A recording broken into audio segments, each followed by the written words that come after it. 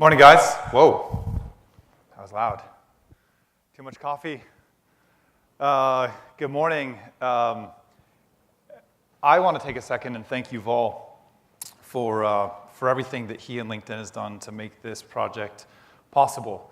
Some of you may know me from a different nonprofit, and I remember sitting down with Yuval in London a couple years ago. Just moved over to start working on the pigeon switch, if you remember the pigeon switch that LinkedIn announced a few years ago. And we started talking about sort of what they were trying to solve for. And at the same time, I was contemplating, great, there's open, commoditized, democratized infrastructure. How do you do that at scale in a massively decentralized and distributed way? And he said, let me tell you what we've been doing at LinkedIn since Pigeon. And I said, Yuval, you got to make this a nonprofit. You have to make this available to everybody because it will fundamentally change the way you do your SI work.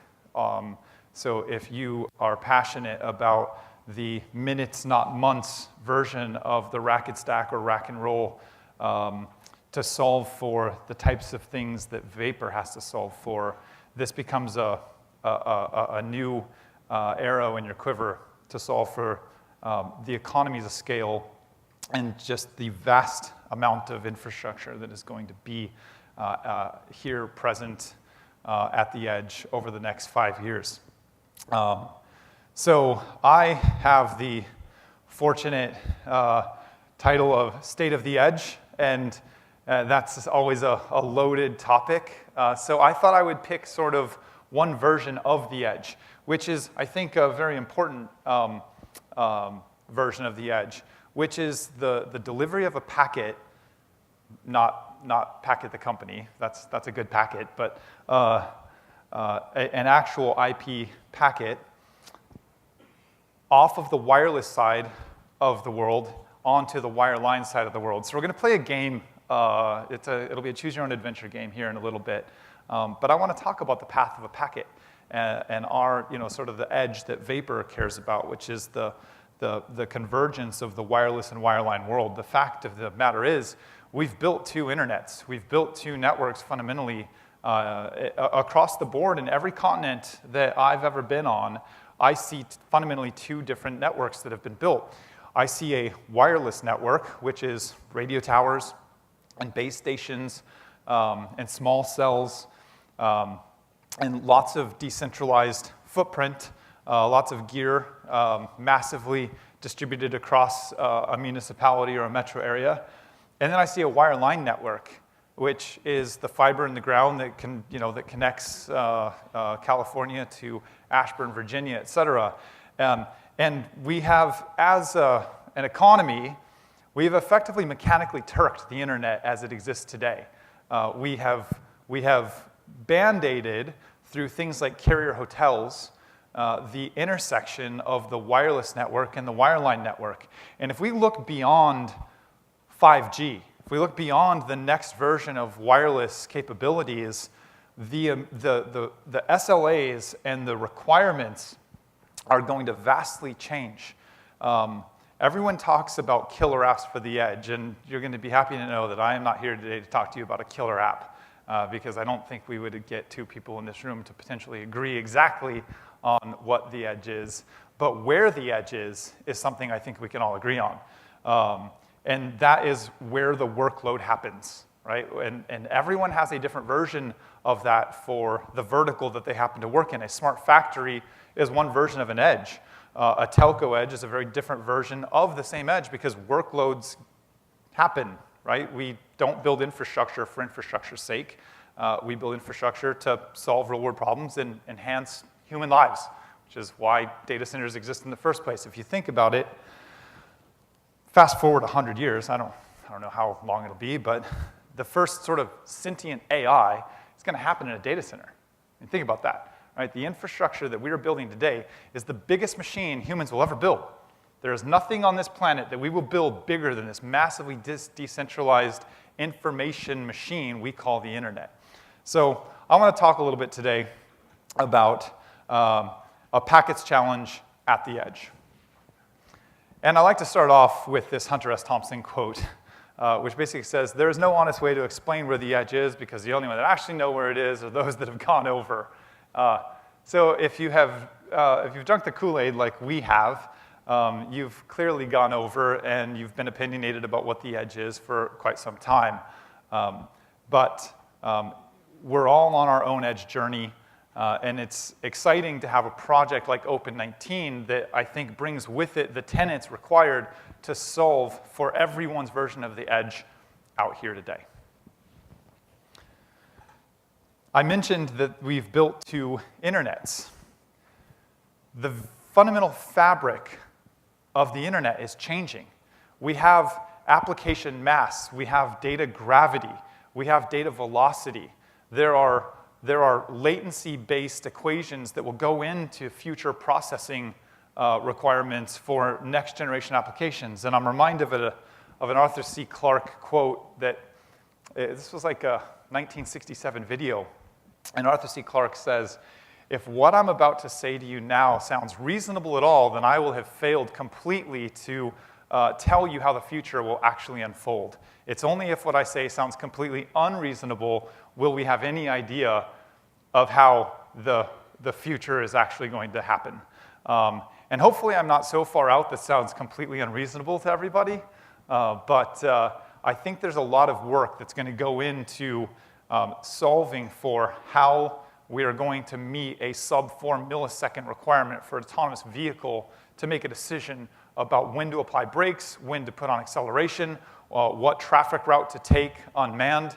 There's a number of external data sources that the sensors and the cameras on the car cannot solve for. But again, that is an autonomous car edge.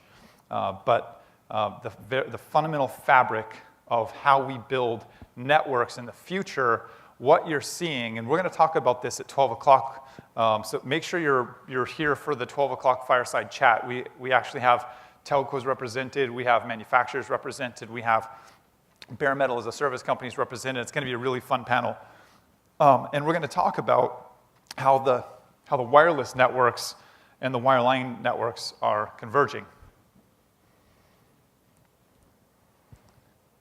In less than 10 years, there will be more connected sensors on this planet by almost an order of magnitude than there are people on the planet.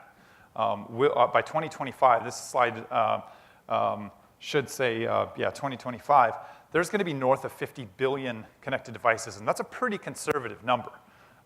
There are companies that are estimating north of 75, 100 billion devices by 2025. You can't mechanically Turk this amount of devices. And the nature of the data that is coming out of this type of internet is less human-centric. There's now machine-to-machine conversations happening. So the core-to-edge, the directional core-to-edge type architecture is going to be replaced or at least augmented with far more edge-to-core traffic. So you're going to see a paradigm shift in the traffic direction and the traffic flow of what happens at the edge. Seagate, mind-boggling. We were just with a few companies in Mobile World Congress in Los Angeles, and one of the companies we were fortunate enough to sit down with was Seagate, who we quoted one number, and they said, yeah, actually, our own internal numbers are 163 zettabytes by 2025. 163 zettabytes. I remember my old boss, he was a Facebook employee. In 2011, he was talking about 40 zettabytes. He was talking about 40 zettabytes in 2011. And he gave this example of 2.5 round trips to the moon and back if you were to, at the time, I think hard drives were like 3 terabytes or something. But he was saying if you stacked that amount of storage vertically, you could make 2.5 round trips to the moon. 163 zettabytes is just unfathomable to think about. Again, not possible to mechanical Turk this amount of data. And technically, given the current, you heard Yuval talk about sort of the top-of-rack switch speeds and the silicon capabilities that we have today. Fiber, as you all know, technically is speed of light, but in glass, fiber runs at about 66% of the speed of light. It doesn't actually run at the speed of light. And then you have silicon, which further slows it down. When I say this, it's controversial, but it's not untrue.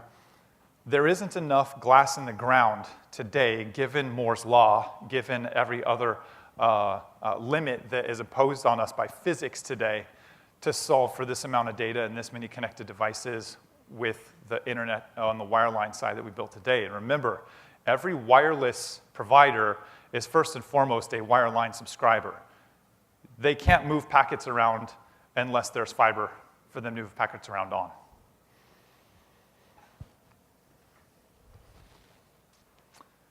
This is one of my favorite quotes ever. Some people have attributed this quote to me, but it absolutely was not me. The speed of light sucks. I mentioned the use case for autonomous cars, a sub 4 millisecond. And again, if you want to know why some car manufacturers, anybody here ever spend any time in Pittsburgh? Any time at all in Pittsburgh? In the back? That's a weird city. Not people-wise, they're great. But the roads are weird. There's, I remember parking and going, I almost felt like I was in London because I was traveling on the left side of the road to go into a parking garage. And there are switchbacks that are, 90 degrees straight up. I remember pulling into Carnegie Mellon in Pittsburgh, and there's just these massive switchbacks, things that cameras are not good at detecting, things that we're going to have to solve for outside of the car. I personally think it's a fallacy to think that we're going to build cars as supercomputers. We thought that about the internet, right? We thought that tandems and mainframes were going to be what we built infrastructure on. And then we found a better way through client server. We started scaling out versus scaling up. Economically, there's not enough money for any one autonomous car company, or for that matter, all the autonomous car companies to vertically integrate their version of an autonomous car. It's not economically viable. We're going to have to scale out on that side of the equation. And that means that instead of one big, gigantic internet, we're going to have these metronets. We're both going to scale out and scale in at the same time. And you're going to see a far more dynamic, far more localized version of the internet. There is no real requirement for an autonomous car that is sitting in Pittsburgh to publicly advertise a DNS record to somebody in China, or even Georgia for that matter. There's no real requirement for that at all. So on the physics side of the equation, these sub 4 milliseconds, the things that you can solve for in physics, like distance and the speed of light, these are things that we have control over, but the experiences that are offered often don't manifest themselves in just latency terms. Latency is something you can solve with physics. Jitter is something that we experience as a side effect of the variability of the performance on the network. So in gaming, jitter is, while we work with companies that say we have a sub 20 millisecond requirement to deliver an experience on the radio access network if you're a telco, the manifestation of the bad performance that you would get because of that would come in the form of frames per second. It would come in the form of lag, which is, public enemy number one if you're a gamer or you're gaming. You can get pretty frustrated. And I don't know if anybody ever worked on remote desktops, but I used to work in an environment where the mouse wouldn't move where I wanted to, and double click, you double click the wrong thing. Lag is terrible across the board. So this is a nice quote. John Carmack he said this, by the way, because he was basically writing abstraction layers to time. If you actually, he was the designer of Doom and Quake and Wolfenstein and these games, some of the earliest first-person shooters that you could sit on a network and play with other people. And he was trying to normalize an experience where the routing tables were, pretty archaic and pretty nebulous. So, genius when it comes to solving for the speed of light. But we're going to have to solve it with physics. We talk a lot about cloud-native applications and how edge is going to replace the cloud. The edge is not going to replace the cloud. Let me set that record straight now. The edge is going to augment the cloud. The edge might be bigger than core cloud today in terms of density. You look at the biggest companies on the planet today, and you look at total amount of rectified data centers on the planet today, and you might be at maybe 1 or 2, maybe 2.5 gigawatts of rectified data center.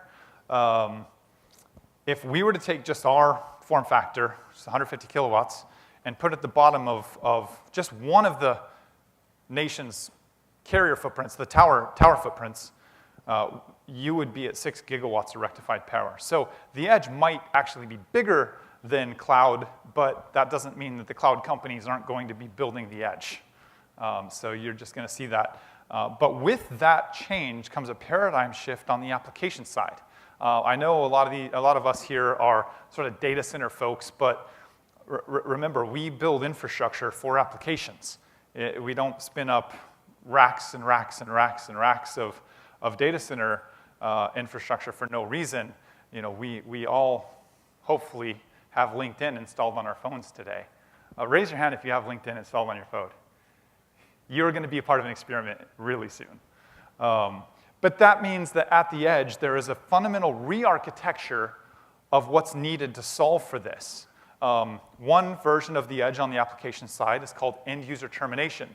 And an edge-native application is different. It's programmed differently than a cloud-native. Cloud-native is core to edge. You don't really have to think about GPS. You don't really have to think about where you are in three-dimensional space. You don't have to really be facilities aware. You can trust that the cloud company has enough resiliency built into their data centers.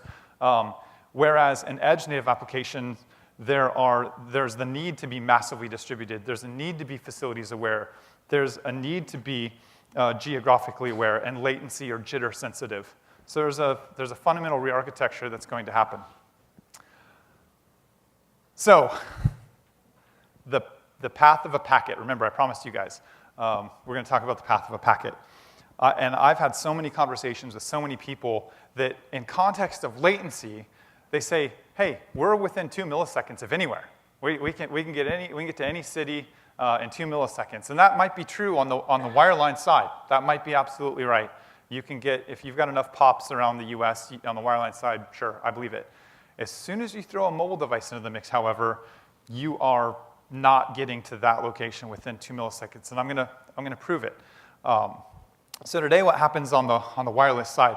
On the internet, on the wireline side, if you are on one of the cable companies, I'm not going to name them. You all know the cable companies out there. But if you're on that side of the network or on the fiber side of the network, and you've got Wi-Fi, and you're bypassing the radio access network, and you're bypassing the base station, you can be pretty performant. Cell phones, however, have a different path to take. On a cell phone, off of the mobile device, you end up hitting a tower. And we have a lot of infrastructure in Chicago.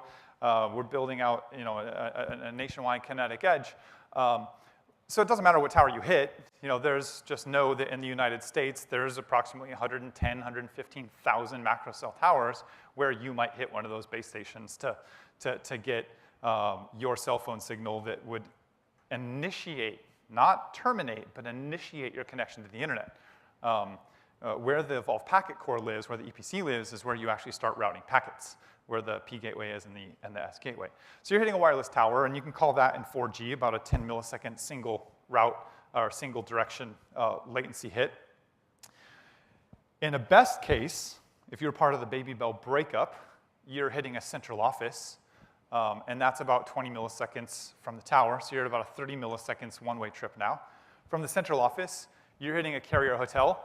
This is where you peer, right? Carrier hotels are today a modern world where you actually peer with other content providers, other cloud providers. These are the meet me rooms. So if you think about LA, this is One Wilshire. If you think about Chicago, there's Cermak. So there is peering that happens here. There are unlike a sort of a data center where people are very private about a co-location data center where people are private about their cages and they don't want anybody to know where they are. In carrier hotels, there are literally signs that say, peer with me here, because this is where you hand off your network traffic. So this is where a carrier, hypothetically, hands over your Netflix traffic or your Amazon traffic or other traffic.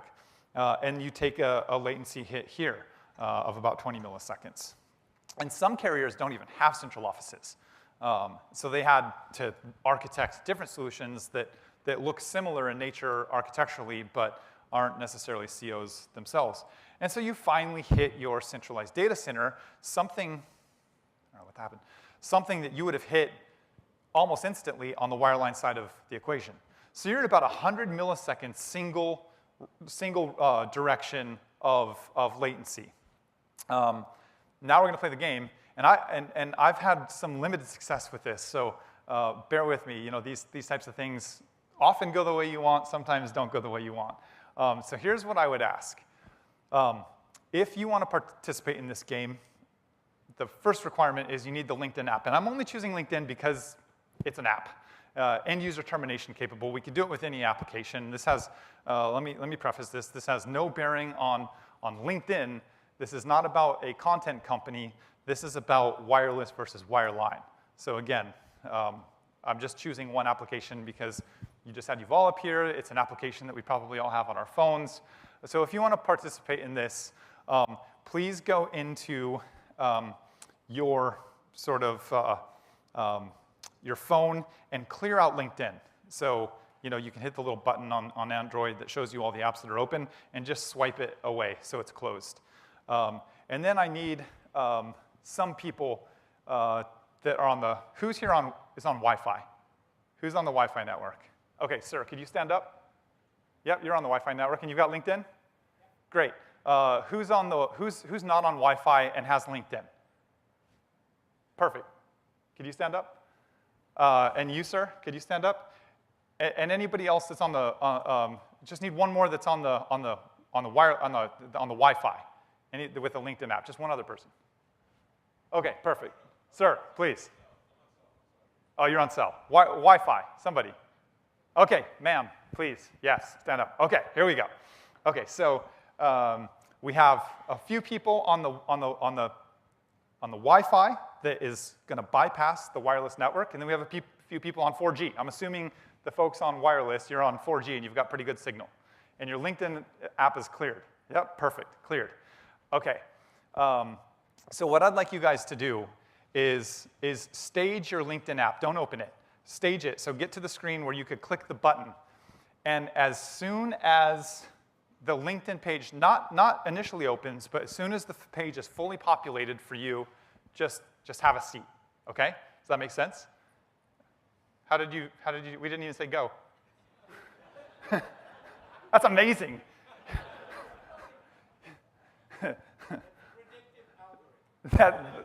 That's quantum. She went forward in time. So ma'am, you're on wireless? You're on Wi-Fi. Have you hit LinkedIn yet? No, don't. Wait. Is it open or no? Okay, close it. Yeah, we want it closed. Is it closed? And you're on Wi-Fi. Okay. When I say 3, you're going to hit the button. You're going to wait for the full page to load, and then sit down. All of you, ready? 1, 2, 3. As soon as it fully loads, have a seat.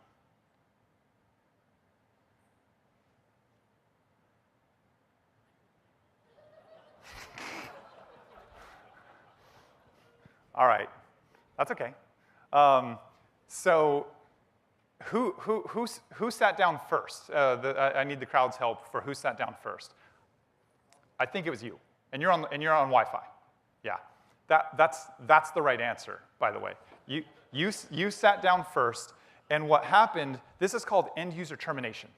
In application land, this is called end-user termination. There are people that fundamentally believe that there is no latency penalty on the wireless side of the network, but the reality is the fiber path that they take to get to the content that they're looking for comes through a path that ultimately hits that core data center, whereas the gentleman on the Wi-Fi is always going to be, or whoever's on the Wi-Fi, is always going to be much, much closer because they're going straight from a route table that is already on the wireline side of the network, getting content, and then skipping bidirectionally the wireless network that would otherwise be present on our mobile phones.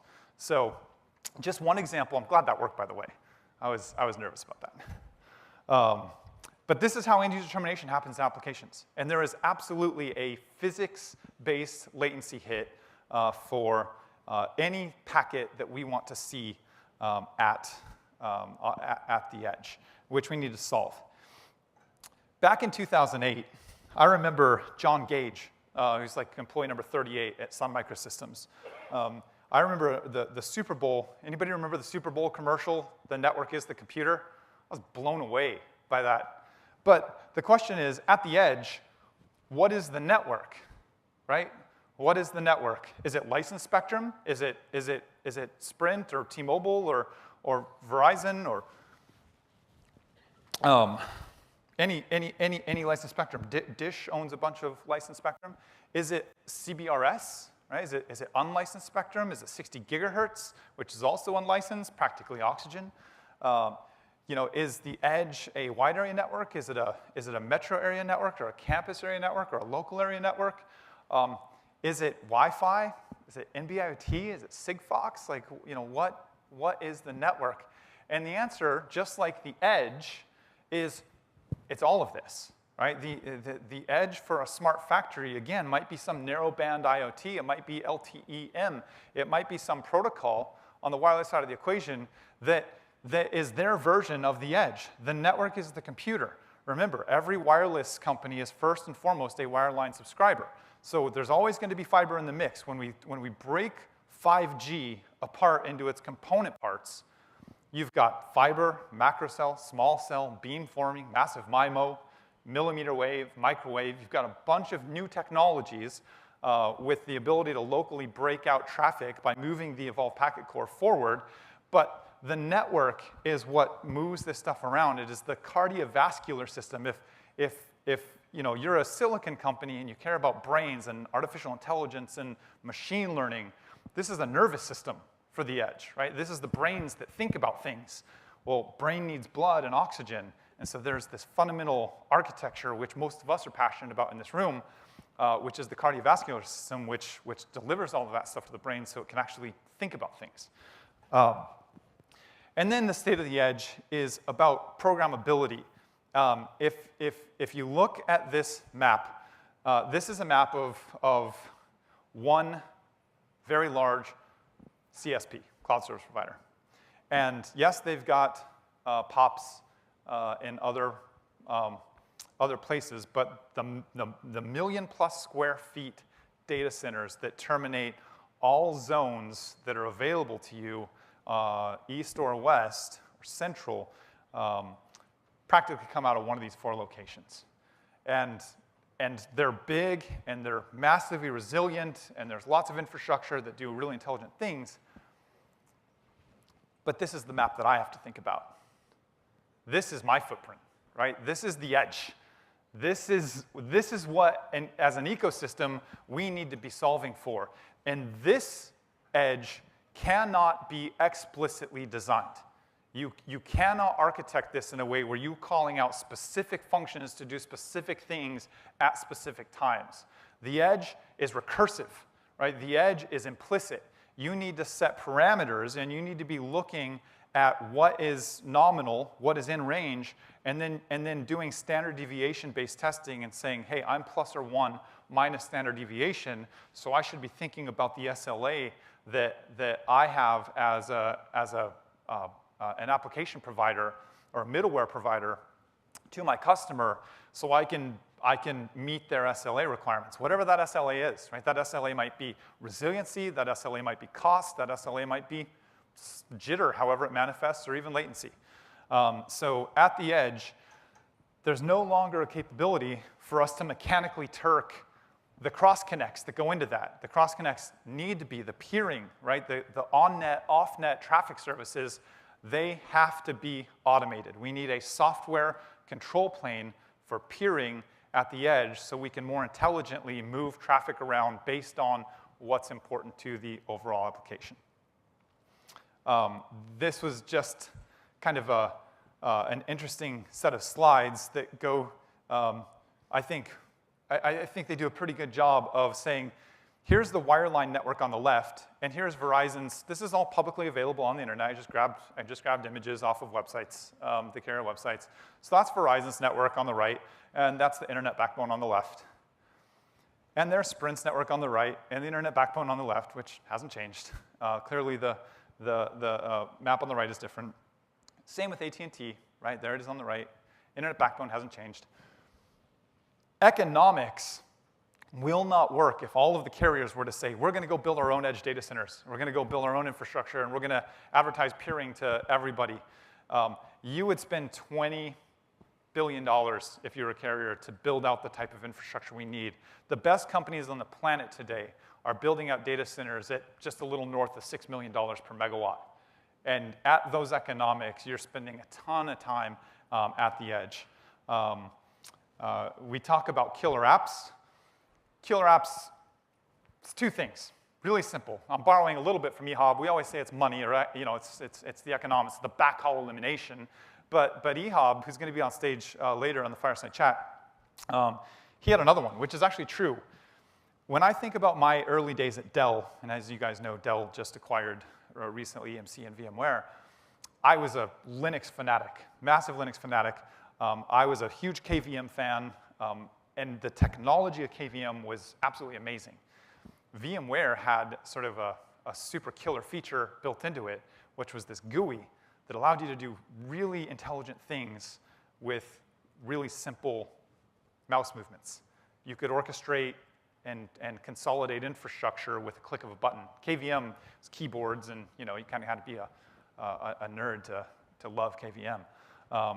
It was an easy button. So I think, to borrow from EHOB, the edge, the killer app for the edge, regardless of the industry vertical that you're in, it's the economics associated with the backhaul elimination, because remember that wireless packet path, we have to take Farmer John's fiber, right? We have to take long-haul fiber and get that back in this more dynamic, edge-friendly internet with local breakout, with the EPC living at the far edge of the network, terminated right there next to the tower-connected location. You can actually mimic the connectivity that you would have on the wireline side. And then the other one is the easy button.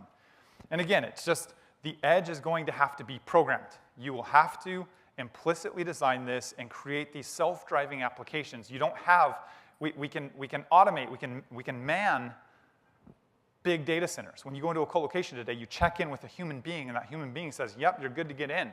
You're good to go do remote hands work or smart hands work or whatever your rack and stack or rack and roll. The edge, the timing of when you have access to a physical building, scheduling to make sure that two people aren't showing up at the same place or sitting in the same vestibule area, the programmability of this edge native applications will have to be autonomously designed and architected. And then the last thing I'm gonna leave you guys with is there has been some massive industry work, and I want to call out a couple companies here. ARM, Rayface Systems, we had a small hand in this. We worked really hard with structure research to create this state-of-the-edge report. It's free. This is not something you pay for. You can just go to stateoftheedge.com, and you can get a report on exactly what sort of use cases people are thinking about, the type of infrastructure that people are thinking about. We are very opinionated about Open19 solving the standard truck roll that is needed to deploy at not 4, but 40,000 locations. But it's a really great document that both describes and defines the terms needed so we have this common dictionary when we talk about this thing called edge. So I'd highly recommend you to go grab this report. And with that, I'm probably a minute and a half over. I want to thank everybody for their time. Thanks very much.